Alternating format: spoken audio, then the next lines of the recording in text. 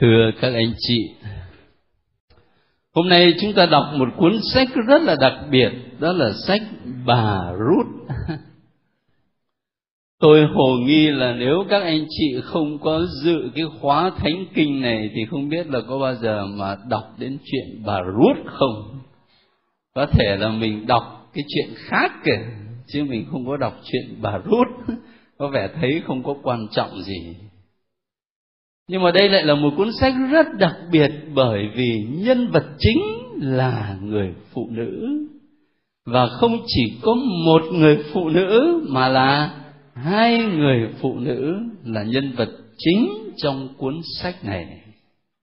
Thành thử ra hôm nay chắc là các nhóm này, các chị chia sẻ đặc biệt lắm. Và chính ra thì tôi phải mời một sơ lên giảng cái bài này mới được. Nhưng mà thôi không có sơ thì đành chịu vậy. Có sơ đây nhưng mà sơ có chịu lên đâu. Thế thì chắc chắn là ở trong mỗi một nhóm chúng ta có nhiều điều để chia sẻ với nhau. Khi ta đặt cái câu hỏi rằng cuốn sách này muốn nhấn mạnh điều gì? Thế thì có nhiều cách giải thích lắm. Có nhà phê bình thì nói rằng cuốn sách này nhằm mục đích là phê phán những khó khăn trong quan niệm về hôn nhân của người Do Thái lúc bấy giờ. Do Thái là chỉ có lấy Do Thái mà thôi, chứ không có lấy người ở ngoài Do Thái. Thế thì cuốn sách này được viết ra đối với câu chuyện của bà Ruth, là một người có phải Israel không? Nhưng là một người dân Moab. Nhưng mà bà ấy đã lấy một người đàn ông Israel, rồi khi mà người đàn ông ấy qua đời thì bà ấy lại đi một bước nữa cũng với một người đàn ông Israel. Chứ không phải là chỉ có giữa Israel với nhau. Đấy cũng là một cách nhìn. Có một số nhà phê bình khác thì nói rằng cuốn sách này đó là nhấn mạnh đến những nhân đức trong đời sống gia đình, mà gương mẫu đặc biệt là bà Ruth và ông Boaz. Thế nhưng mà câu hỏi chúng ta đặt ra là thế này: khi mà ta đọc thánh kinh đó, ta đâu có phải chỉ tìm ở đó những bài học luân lý mặc dù là rất tốt, đúng không? Nếu mà mình chỉ đi tìm những cái bài học luân lý thì mình có thể đi tìm trong những tác phẩm khác, các sách đạo đức. Và các sách của bất cứ tôn giáo nào, người ta cũng có rất nhiều bài học đạo đức luân lý rất tốt. Chúng ta đâu có chỉ đi tìm những bài học luân lý, mà cái quan trọng khi mình đọc thánh kinh đó là mình đi tìm, đi khám phá một đấng Thiên Chúa, xem Ngài là ai, dung mạo của Ngài như thế nào, Ngài ứng xử ra làm sao. Rồi thì mình đáp lại cái sự khám phá đó bằng đức tin. Đấy mới là điều mình nhắm tới chứ. Thành thử ra đó, tôi sẽ chia sẻ với các anh chị về từng nhân vật một, nhưng mà điểm cuối cùng mà tôi nhấn đó là chính đường lối cứu độ của Thiên Chúa. Tôi sẽ không nói về bà Ruth trước, mà tôi sẽ nói về bà Naomi. Và khi nói về bà Naomi đó, không biết là trong giờ chia sẻ có anh chị nào quan tâm đến điểm này không? Nhưng mà ở đây thì tôi muốn nhấn mạnh cái khía cạnh này trong đời sống đức tin của bà Naomi này.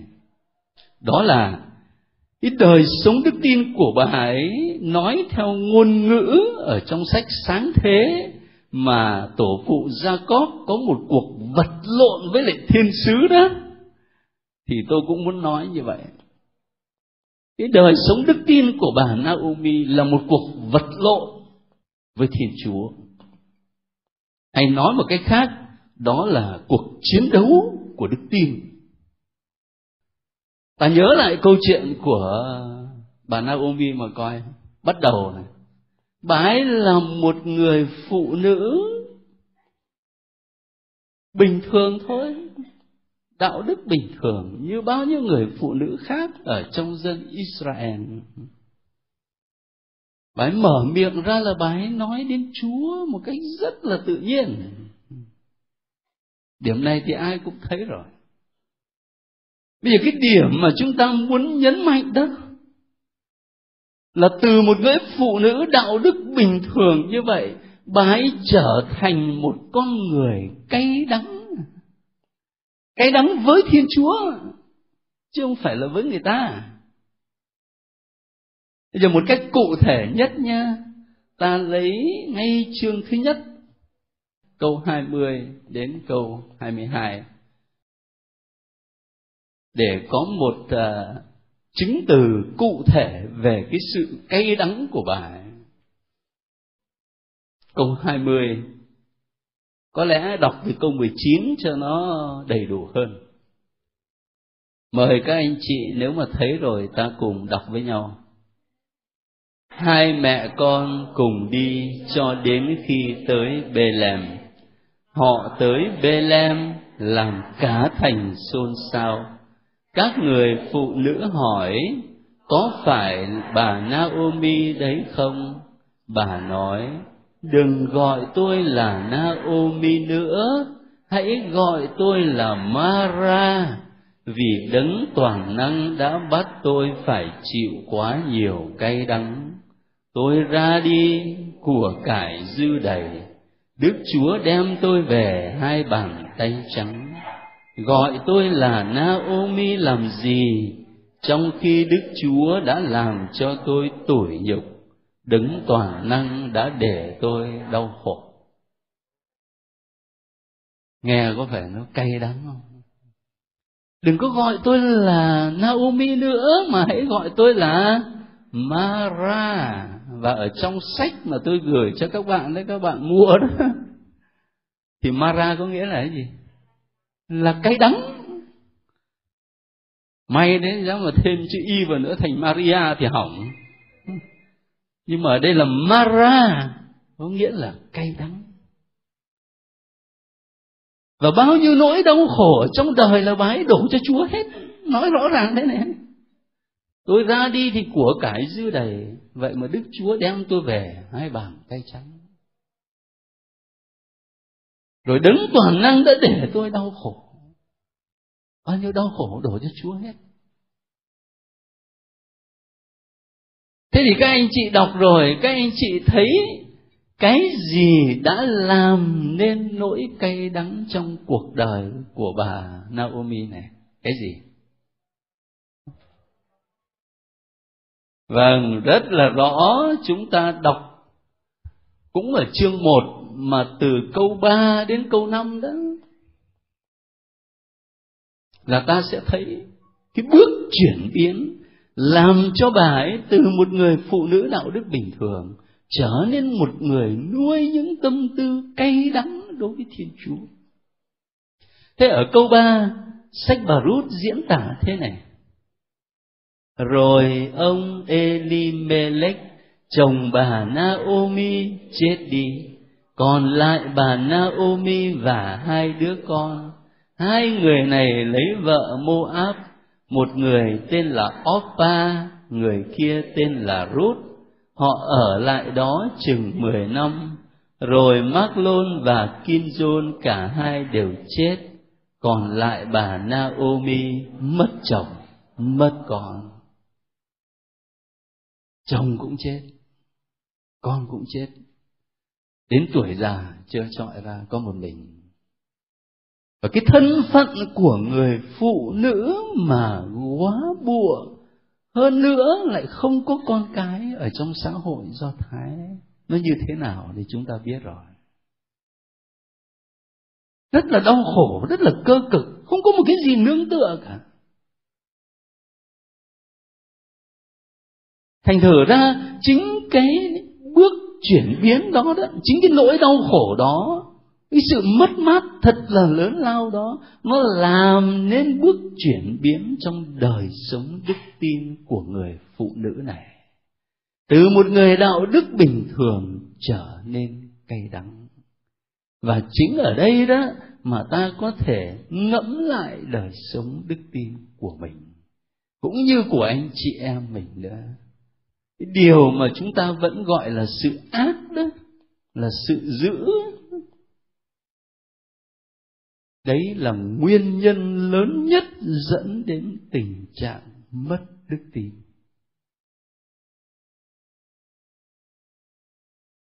Tôi đọc cái cuốn sách rất là dày, tựa đề là Atheism Diventium Siècle, chủ nghĩa vô thần ở trong thế kỷ 20 đó.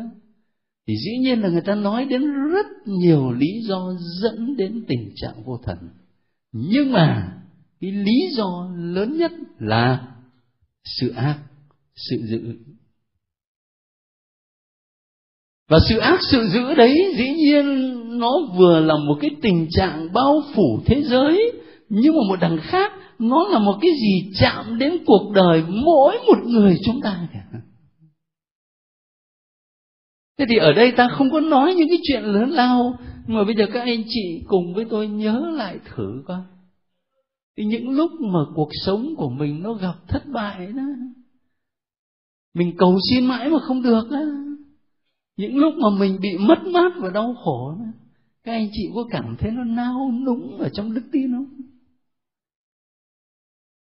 Ai mà không nao núng thì thôi tạ ơn Chúa, khéo phải xin phong thánh sớm nữa.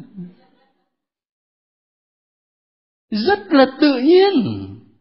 Và điều muốn nói ở đây đó là giả như trong cuộc đời của ta mà có những lúc vì mất mát, vì đau khổ, vì thất bại, vì cầu xin hoài mà không được, rồi các anh các chị và tôi chán nản, dường như là mình vơi cạn đi niềm cậy trông vào Chúa đó, thì đừng nghĩ rằng chỉ có một mình như thế. Đừng nghĩ rằng chỉ có một mình. Bà Naomi này, ông Job này, Thánh Gioan Tẩy Giả, Thánh Phêrô này, và cả Chúa Giêsu. Lạy Cha, dường như Cha cũng bỏ con. Và lúc đấy đó chúng ta mới cảm thấy những gương mặt của Thánh Kinh nó gần gũi với cuộc sống của mình. Chúng ta mới cảm thấy là những nhân vật của Thánh Kinh đang đồng hành với mình trong đời sống đức tin. Và mới cảm thấy rằng cái hành trình thiêng liêng đó không phải là một cái gì xa xôi, mà là chính cuộc đời chúng ta đang sống. Nó có những lúc lên và cũng có những lúc xuống, có những lúc thành công và thất bại, những lúc dễ dàng và khó khăn, cho nên không có nản chí. Cái bài học mà tôi nghĩ lớn lắm khi mà ngẫm nghĩ về cuộc đời của bà Naomi là như thế, chia sẻ với các anh chị. Thế bây giờ đến khuôn mặt phụ nữ thứ hai và là nhân vật chính ở trong chuyện, đó là bà Ruth. Bà Ruth này kể là đặc biệt thật, có nhiều đức tính nơi người phụ nữ này.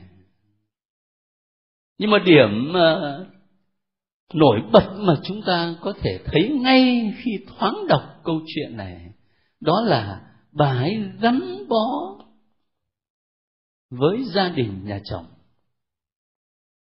Bà ấy không chỉ gắn bó với bản thân của người mà bà ấy lấy làm chồng mà bây giờ đã chết đi rồi, mà bà ấy gắn bó cả với mẹ chồng, gắn bó với cả dân tộc của chồng, gắn bó với cả Thiên Chúa mà gia đình chồng đã tin được. Và là một sự gắn bó hết sức chặt chẽ, chứ không phải là chỉ trong những lúc mà vui sướng thành công đâu, trong mọi hoàn cảnh. Cụ thể nhất nhé, ta lấy cái đoạn cũng chương thứ nhất thôi, từ câu 15 đến câu 17. Bà Ruth nói những lời nghe thật là cảm động, hết sức tâm tình. Chúng ta nhớ lại lúc câu chuyện đầu đó thì là bà Naomi chồng chết, hai người con chết, bây giờ còn hai cô con dâu. Thì bà ấy mới khuyên là hai cô con dâu thôi thì trở về với dân tộc của mình đi. Thì khi bà ấy khuyên như vậy thì có một cô đã đi về. Thế còn cô Ruth thì làm sao? Ở câu 15 viết như thế này: bà Naomi nói, kìa chị dâu con trở về với dân tộc của nó và các thần của nó. Con cũng vậy, hãy theo chị dâu con mà về đi.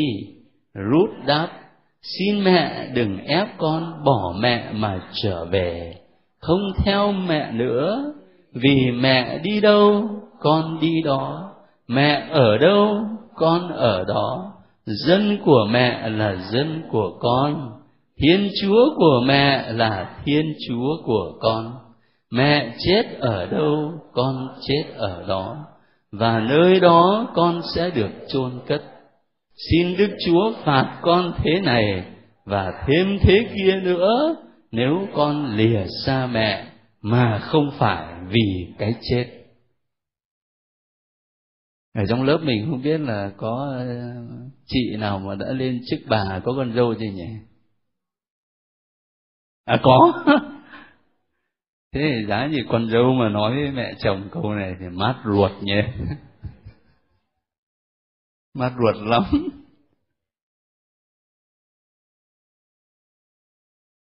Mà giả như cái lúc này đó là lúc mà ông chồng ông còn sống à, hoặc là gia đình đang sung sướng hạnh phúc thành công, thì chúng ta cũng không nói làm gì.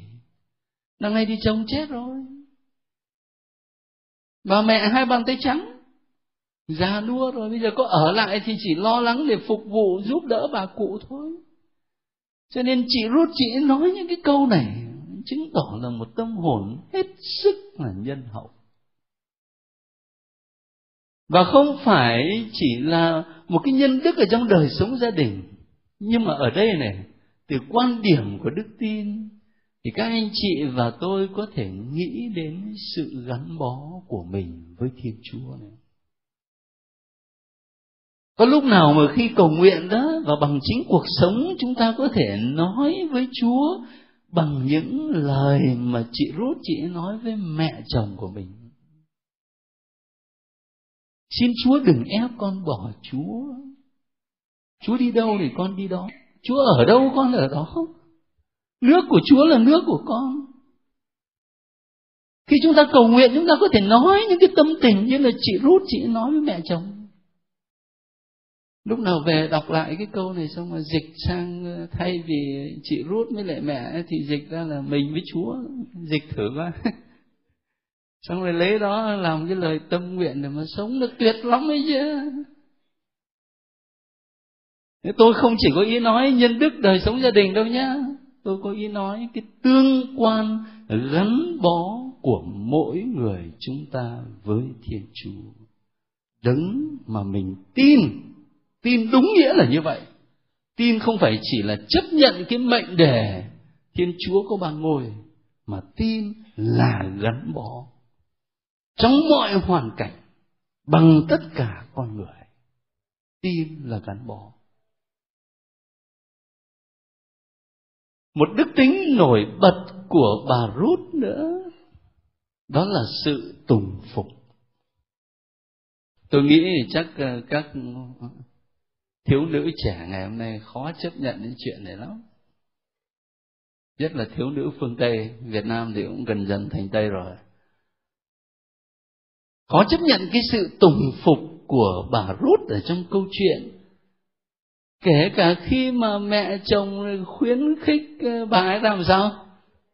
Đấy, khuyến khích bà ấy tìm cách để hấp dẫn ông Boaz, cũng vui vẻ nghe. Người ta là chúng ta gọi là vâng lời quá đáng, không? Chứ không phải là vâng lời chính đáng. Vâng lời quá đáng. Cái sự tùng phục. Rồi thì không phải chỉ là trong cái câu chuyện đó, mà là trong nhiều khía cạnh khác. Nhưng mà ở đây tôi có ý liên hệ đến một câu hỏi của một bạn ở trong lớp. Cũng cái tùng phục này. Bạn đã hỏi rằng ở trong thư của Thánh Phaolô gửi tín hữu Ê-phê-sô đó, thì Thánh Phaolô khuyên là các bà vợ phải phục tùng chồng cho phải phép. Phụ nữ ngày hôm nay nghe cái từ đó là khó chịu lắm. Nhất lại gặp những cái ông chồng mà say xỉn rồi đánh đập vợ con. Thế thì phải hiểu nó làm sao. Chắc lúc nào mà chúng ta đọc thư Ephesos đó thì mình sẽ phân tích nó kỹ hơn. Nhưng mà ở đây đó thì tôi chỉ có cái ý nghĩ thoáng qua thế này. Các anh chị nên đặt cái lời khuyên của Thánh Phaolô vào trong bối cảnh của toàn đoạn văn. Ở đó Thánh Phaolô nói đến tương quan vợ chồng như là hình ảnh tương quan giữa Chúa Kitô và hội thánh. Ngài lấy cái tương quan giữa Chúa Kitô và hội thánh làm mẫu mực, làm chuẩn mực cho tương quan vợ chồng. Và Chúa Kitô làm sao? Chúa Kitô đã yêu thương hội thánh đến nỗi hiến mình cho hội thánh. Còn hội thánh thì phục tùng Chúa Kitô. Thành thử ra nếu mà tách cái câu mà vợ hãy phục tùng chồng thôi đó, để vác cái câu đó ra mà gọi là cai trị mà hành hạ vợ là không ổn. Cái đó là không ổn chút nào. Ông chồng mà muốn vợ phải phục tùng mình đó thì người chồng trước hết phải bắt chước Chúa Kitô mà yêu thương vợ đến nỗi mà hiến cả mạng sống cho vợ. Thế cơ mà. Thì vợ mới phục tùng chứ. Cái này là các chị đắc ý lắm. Nhưng mà không biết các anh có bằng lòng không. Tôi thì tôi nghĩ một cách khách quan vậy. Mình phải đặt cái lời khuyên của Thánh Phaolô trong cái bối cảnh của đoạn văn nữa, chứ mình không thể tách ra được. Cho nên nếu mà ta dịch rằng là vợ phải phục tùng chồng cho phải lẽ, cái từ phải lẽ đó cũng quan trọng lắm. Chứ cả hai bên không bên nào có thể lạm dụng lời Chúa, lạm dụng lời Kinh Thánh để mà mình chỉ hành động theo bản năng và theo sở thích riêng của mình được đâu. Ấy, hai nhân vật Naomi và bà Ruth có thể gợi ý cho chúng ta nhiều điều ở trong đời sống đức tin cũng như là trong đời sống đạo đức. Nhưng mà điều tôi muốn nhấn mạnh nhiều hơn ngày hôm nay là cái phần cuối này. Mà không biết là có ai trong các anh các chị quan tâm đến cái chuyện này không? Chủ yếu là tôi tập trung vào cái chương cuối cùng, chương thứ 4. Dĩ nhiên là cũng có lúc chúng ta đọc lại chỗ này chỗ khác để thấy vấn đề cho nó rõ, nhưng mà mấu chốt là ở chương thứ 4. Tức là tôi muốn nói đến đường lối cứu độ của Thiên Chúa. Trước hết là ta so sánh, không phải là nói so sánh thì không có đúng. Nhưng mà cứ theo như mạch chuyện kể lại đó, thì ta thấy dường như có hai nhân vật đối đầu với nhau, đó là bà Naomi và một bên là Thiên Chúa. Dường như là có cái sự đối đầu với nhau. Lúc nãy mình nói đến cái sự cay đắng của bà ấy rồi. Bây giờ bà ấy rơi vào cái tình trạng là trắng tay. Và xem ra là bà ấy rất khôn ngoan để sắp xếp mọi sự làm sao cho cuộc đời của mình có thể tìm lại được hạnh phúc, tìm lại được niềm vui, tìm lại sự đầy đủ. Xem ra là bà ấy sắp xếp hết. Để minh họa cho cái chuyện này, chúng ta có thể lấy ở chương 3 đó, từ câu 1 cho đến câu 4, để xem là bà ấy sắp xếp làm sao. Bà ấy khuyên nhủ chị Ruth như thế nào nào. Bà mẹ chồng Naomi nói với Ruth: Con ơi, mẹ chẳng có bổn phận tìm cho con một chốn an nhàn để con được hạnh phúc sao? Mà ông Bô-át không phải là chỗ bà con gần của chúng ta đó ư? Con lại đã chẳng ở với các tớ gái của ông ấy sao? Này, đêm nay ông phải rê lúa mạch dưới sân lúa. Vậy con tắm rửa đi, sức dầu thơm, khoác áo choàng vào rồi xuống sân đúa. Con đừng cho ông nhận ra con trước khi ông ăn uống xong. Khi ông đi ngủ, con hãy để ý xem ông nằm chỗ nào, rồi đến lật góc chân phủ chân ông mà nằm xuống. Ông sẽ cho con biết con phải làm gì. Bài vẽ đầy đủ lắm. Vẽ đầy đủ lắm. Khuyên con là tắm rửa đi, rồi sức dầu đi, rồi thì hôm nay lại đúng ngày ông ấy đi ra sân đúa, rồi con phải làm cái gì trời, sắp xếp mọi sự. Cái này mà ở trong tâm lý học á, là người ta sẽ gọi đây là một người phụ nữ control, kiểm soát mọi sự hết. Đấy, kiểm soát mọi sự. Gia đình nào mà có một bà vợ mà gọi là vào loại control đó là bà ấy sắp xếp hết mọi sự. Chồng đi ra khỏi nhà mấy giờ, về mấy giờ, ở trong túi có bao nhiêu tiền, sắp xếp hết đầy đủ. Bà ấy cũng sắp xếp hết tất cả mọi sự. Và rồi bà ấy sắp xếp như vậy thì xem ra là bà ấy đạt mục đích, đúng không? Bà ấy đạt mục đích. Chồng chết nhá, con chết nhá, chưa có đứa cháu nào. Như vậy là không có con cái nối dõi tông đường. Mà người Đông Phương, người Israel ngày xưa có lẽ là người ta cũng quan niệm giống với lại người Trung Hoa với Việt Nam. Người Trung Hoa với Việt Nam có cái câu làm sao? Bất hiếu, hữu tam, vô hậu vi đại. Có ba cái bất hiếu thì cái lớn nhất là không có con cái mà nối dõi tông đường. Người ta quan niệm như vậy đó. Dĩ nhiên chúng ta là người Kitô hữu, Chúa ban cho có đức tin, và với đức tin đó mình nhìn khác. Chứ nếu không thì các linh mục đó là coi như là vô phúc nhất, chả có con cái gì. Mà như vậy thì những gia đình mà chỉ có một đứa con trai thì sao mà người ta dám dâng con cho Chúa hả? Mà trong khi đó là có nhiều gia đình chỉ có một người con trai thôi mà sẵn sàng dâng con cho Chúa làm linh mục. Chúng ta có cái nhìn khác.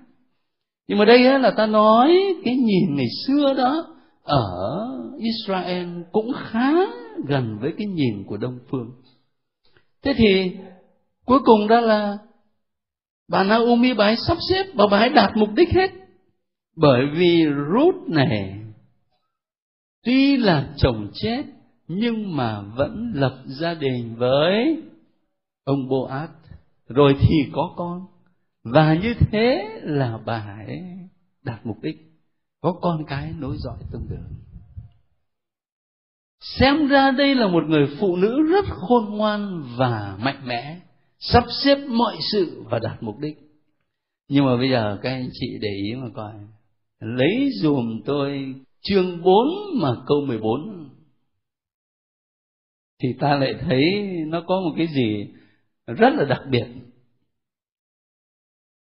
Sau khi mà mô tả là ông Boaz, ông ấy lấy cô Ruth rồi nhá, rồi thì cô ấy thụ thai và sinh một con trai nhá, thì câu 14 viết làm sao? Các phụ nữ nói với bà Naomi: chúc tụng Đức Chúa, đấng hôm nay đã không để cho bà phải thiếu người bảo tồn dòng dõi. Tên tuổi con trẻ sẽ được tung hô tại Israel. Nó sẽ giúp bà lấy lại sức sống và sẽ là người nâng đỡ bà trong tuổi già. Vì người con dâu biết yêu quý bà đã sinh ra nó, nàng quý giá hơn 7 đứa con trai. Bà Naomi bế đứa trẻ lên và ôm vào lòng, chính bà nuôi nấng đứa trẻ đó. Bà ấy cay đắng với Chúa. Bà ấy coi như là mọi đau khổ và tai họa ở trong cuộc đời của bà ấy là do đấng toàn năng giáng xuống. Rồi bây giờ tự mình bà ấy tìm cách là sắp xếp để tính toán, hướng dẫn cho con dâu phải làm ăn ra làm sao. Và cuối cùng thì bà ấy đạt được mục đích. Nhưng mà cái kết luận của người ta đó thì lại không khen bà ấy, mà là chúc tụng Đức Chúa. Đấy, chúc tụng Đức Chúa. Đức Chúa mà bà ấy chưa có thốt ra lời nguyền rủa, nhưng mà bà ấy cho là tác giả của mọi tai họa và mọi đau khổ trong cuộc đời. Rồi bà ấy loay hoay, bà ấy sắp xếp để bà ấy thoát khỏi cái cảnh khổ đó. Thì đến khi mà bà ấy thoát khỏi, bà ấy được hạnh phúc, thì người ta lại bảo cái hạnh phúc đấy là Đức Chúa ban. Chúc tụng Đức Chúa. Có biết là các anh chị có để ý ở trong câu chuyện này, nó có một cái khía cạnh có vẻ đối kháng, và nó tạo nên cái chất mà gọi là chất hài thì không đúng, nhưng mà cái chất hấp dẫn của câu chuyện. Và ở đấy đó, nó giúp cho mình khám phá ra điều này. Đó là đường lối cứu độ của Thiên Chúa rất là lạ lùng. Thiên Chúa sử dụng những con đường mà chúng ta không có ngờ tới.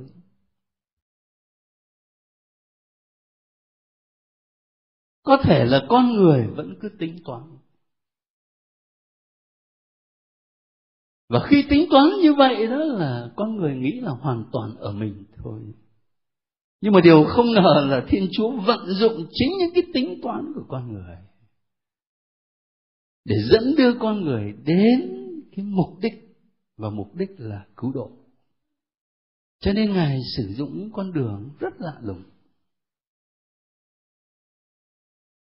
Có lẽ là trong cuộc sống Chúa càng để cho ta sống lâu, nhưng mà không phải với bất cứ ai đâu, mà đặc biệt là với những người mà thỉnh thoảng biết dừng lại và nhìn trở về.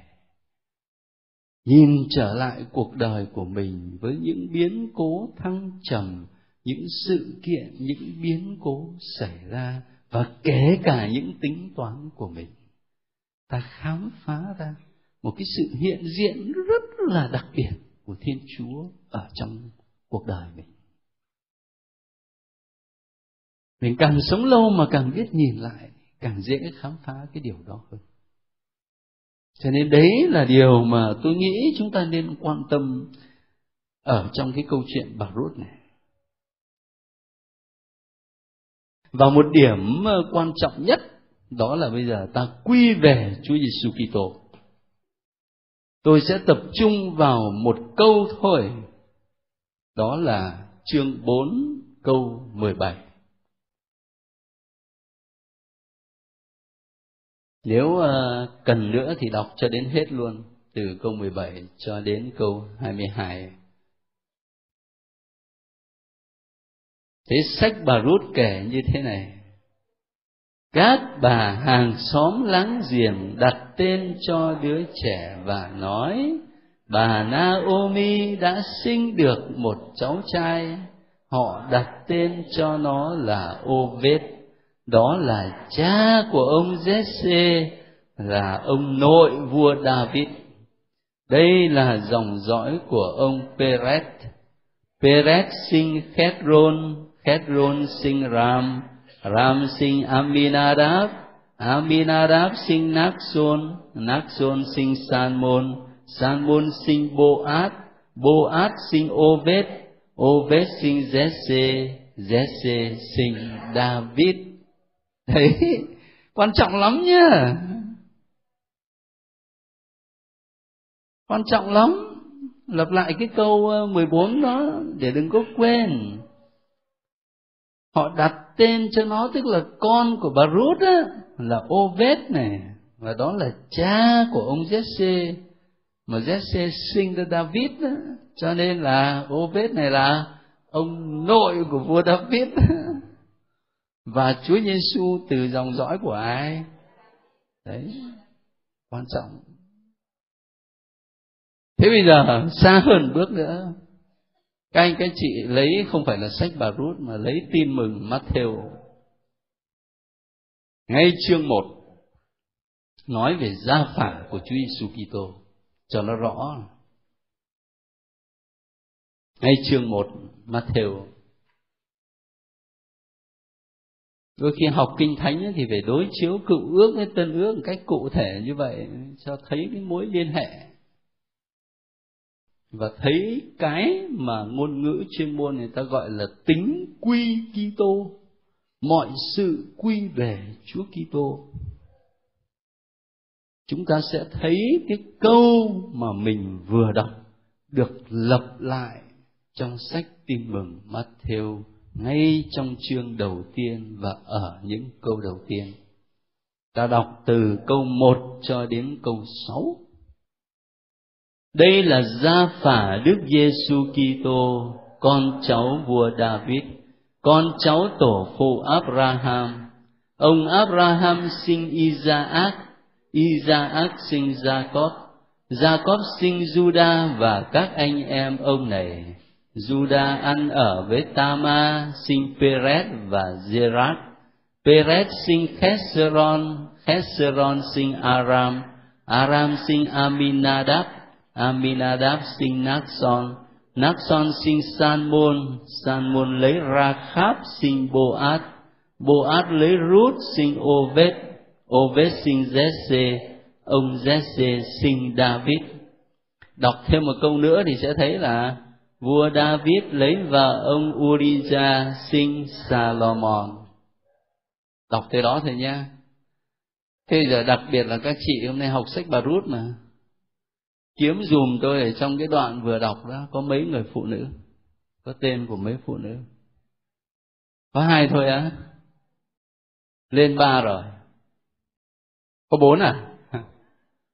Hết chưa? Lên 5 rồi. Bây giờ kể xem là người thứ nhất là ai nào? Tama rồi. Người thứ hai là ai nào? Rachab rồi. Người thứ ba bà Ruth. Người thứ tư vợ của Uriah tên là gì? Bathsheba, vợ của Uriah. Còn bà nào nữa? Mà Chúa Giêsu là thuộc dòng dõi này đấy nhá. Ở trong gia phả của Chúa Giêsu thường là người ta kể tên của các ông thôi, phải không? Nhưng mà tự nhiên là xuất hiện tên của 4 người phụ nữ. Dĩ nhiên là phần cuối thì ta sẽ thấy nói đến Đức Mẹ, mãi cho đến câu gì? Câu 16 đó. Jacob sinh Giuse, chồng của bà Maria, bà là mẹ Đức Giêsu, cũng gọi là Đấng Kitô. Thế bây giờ ta đi từng điểm một. Bà Tama này, ai kể cho tôi chuyện bà Tama này? Bà ấy có phải là người Israel không? Có nhớ không? Học sách Sáng Thế rồi, lâu rồi nó cũng khó nhớ nhỉ. Muốn nhớ lại nhá thì lấy ở sách Sáng Thế chương 38. Và cái câu chuyện này thì sẽ thấy là lâm ly bi đát lắm đấy. Chắc là hồi học thì có đọc rồi, nhưng mà lâu rồi nó quên.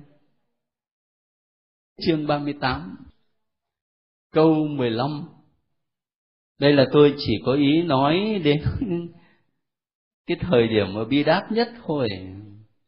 Cái tựa đề của chương này là ông Juda và bà Tama. Mà các anh chị biết không, ông Juda này đó đâu có phải là lấy Tama đâu. Đây này, Juda thấy con gái một người Canaan, tên ông này là Sua. Ông lấy nàng và ăn ở với nàng, rồi nàng có thai sinh con trai, ông đặt tên cho nó là E.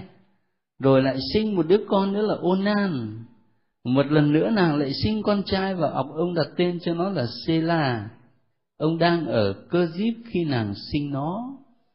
Và khi mà chúng ta còn nhớ không, lúc mà đọc sách Sáng Thế mà đến cái ông Onan này này, rồi từ đó mà có cái chuyện là ông ấy ăn ở với phụ nữ, nhưng mà ông ấy lại không có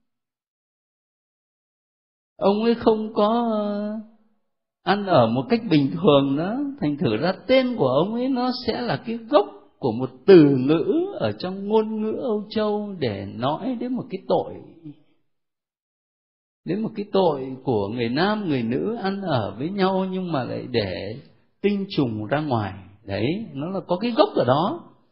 Thế thì bây giờ thế này, ngày tháng trôi qua, người con gái của ông Su-a là vợ ông Juda qua đời.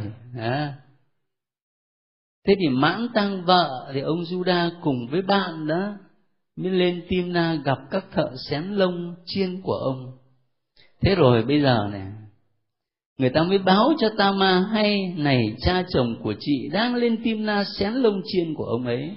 Nàng liền bỏ áo bà góa, lấy khăn trùm lên phủ kín mình, rồi ngồi ở lối vào một thành nằm ở trên đường đi Timna. Nàng làm thế vì thấy rằng Sê-la đã lớn mà người ta không cho nàng làm vợ cậu. Đấy là cái câu chuyện bi đát nó xảy ra này. Ông Juda trông thấy nàng, tưởng là một gái điếm vì nàng đã che mặt. Ông rẽ qua phía nàng bên lề đường và nói, cho tôi đến với cô. Ông không biết nàng là con dâu của ông. Nàng hỏi, ông cho em cái gì để đến với em? Ông đáp, tôi sẽ bắt một con dê con trong đàn gửi đến cho cô. Nàng lại nói, vậy xin ông cho em một vật làm tin cho tới khi ông gửi đến. Ông hỏi, tôi phải cho cô vật gì làm tin? Nàng đáp, chiếc ấn của ông, sợi dây đeo ấn và cây gậy ông cầm ở tay. Ông đưa cho nàng những thứ đó rồi đến với nàng, và nàng có thai với ông. Nàng đứng lên đi khỏi, bỏ khăn trùm và mặc lại áo bà góa. Cái chuyện này bây giờ chúng ta sẽ gọi bằng cái từ gì? Loạn luân. Đấy, bà Tama loạn luân. Giờ nhân vật thứ hai, Ra-kháp thì còn nhớ không? Ra-kháp có ai nhớ không? Học rồi. Học trò mà trả lời thì chỉ có cười thôi á. Tôi nhắc nhá, ở trong sách Joshua đó, nhớ không? Hả? Có nhớ một người con gái tên là Ra-kháp không? Mở thử chương 2 sách Joshua. Sáng thế thì học lâu rồi, chứ còn Joshua thì mới cách đây chừng tháng à. Chương 2. Ra giao kèo giữa các người Do Thám và cô Ra-kháp. Thế thì cái cô Ra-kháp này đó, cô ấy làm nghề gì vậy? Hả? Gái điếm. Đấy. Trong gia phả của Chúa Giêsu trước hết là có một bà vướng vào cái tội loạn luân. Cái bà thứ hai đó thì được gọi là kỹ nữ, nghe cho nó thánh lịch. Chứ còn tiếng bình dân thì họ gọi là gái điếm. Rồi đến bà thứ ba là bà Rút thì làm sao? Ta hôm nay học nè. Người ngoại, phải không? Ngoại quốc. Rồi. Không phải là Việt kiều mà là ngoại quốc. Rồi đến cái bà thứ tư đó, bà vợ của ông Uriah đó thì sao? Các anh các chị gắn cho cái tên gì cho nó đúng? Ngoại tình. Đúng như vậy. Tại sao mà là ngoại tình?